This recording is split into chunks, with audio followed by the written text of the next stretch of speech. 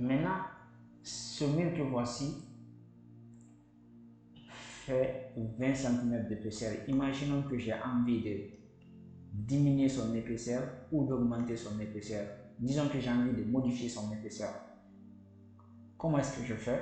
Si la partie épaisseur n'est pas accessible, c'est simple. Comme c'est un mur composite, je sélectionne le mur, je fais un clic droit, je viens dans éditer composite profil sélectionné. Et là, dans la nouvelle boîte de dialogue qui s'affiche, j'ai toute la structure du mur, sa composition structurelle et avec les dimensions. Donc, ce mur est composé de 3 couches.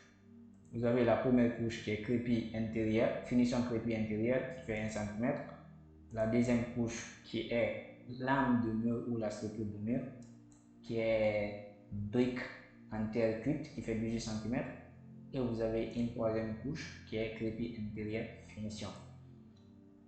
Donc, voyant qu'ici c'est crépi intérieur, ici c'est crépi intérieur, je me dis que c'est la même chose. Ici, là, je change, je choisis plutôt crépi extérieur ou une finition extérieure de vêtements général pour ne pas que tout soit intérieur. Ok. Imaginons que je veuille que l'ensemble de mon mur, y compris la brique et les finitions, fasse 15 cm. Donc, tout ce que j'ai à faire, c'est de prendre ici 13. Donc, c'est des briques 13 plus des enduits d'un centimètre à l'intérieur et 1 cm à l'extérieur, ça me fera mon mur de 15. Donc, imaginons que vous avez envie d'insérer une quatrième couche comme couche d'isolation thermique ou d'isolation phonique. Tout ce que vous avez à faire, c'est de venir ici, cliquer sur insérer couche. Donc, quand vous cliquez sur insérer couche, c'est la couche actuellement sélectionnée qui va se dupliquer.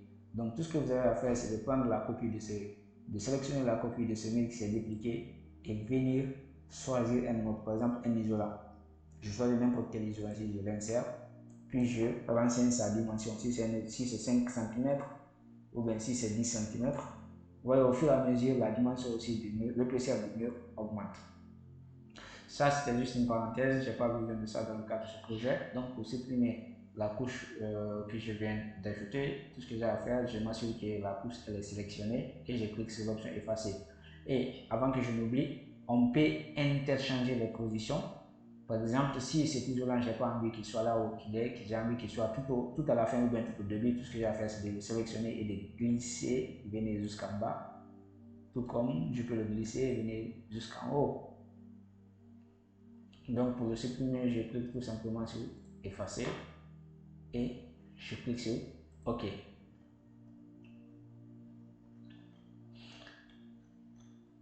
Concernant la ligne de référence ou la justification du mur, vous avez ici cette option qui vous permet d'amener la ligne de référence au centre. Vous avez la ligne de référence, c'est cette ligne bleue là qui permet de justifier le mur, l'alignement des murs. Par exemple ici la ligne de référence est au milieu, ça veut dire que la ligne s'aligne par rapport à son axe au beau milieu. Si je choisis l'extérieur, ça veut dire que la ligne de référence s'aligne par rapport à l'extérieur. Si je choisis également l'intérieur, la ligne de référence s'aligne avec la face intérieure. Mais souvent, moi, j'aime travailler avec le centre, que la ligne de référence suive l'axe du mur, que le mur s'aligne avec son axe. Voilà. Donc, je sélectionne le mur, je fais CTRL A pour sélectionner tous les murs, puis je clique sur Delete du clavier pour effacer les murs.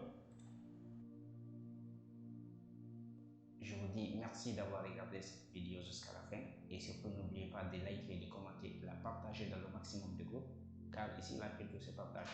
Quant à moi, je vous dis à très bientôt dans les prochaines vidéos pour la suite de cette formation.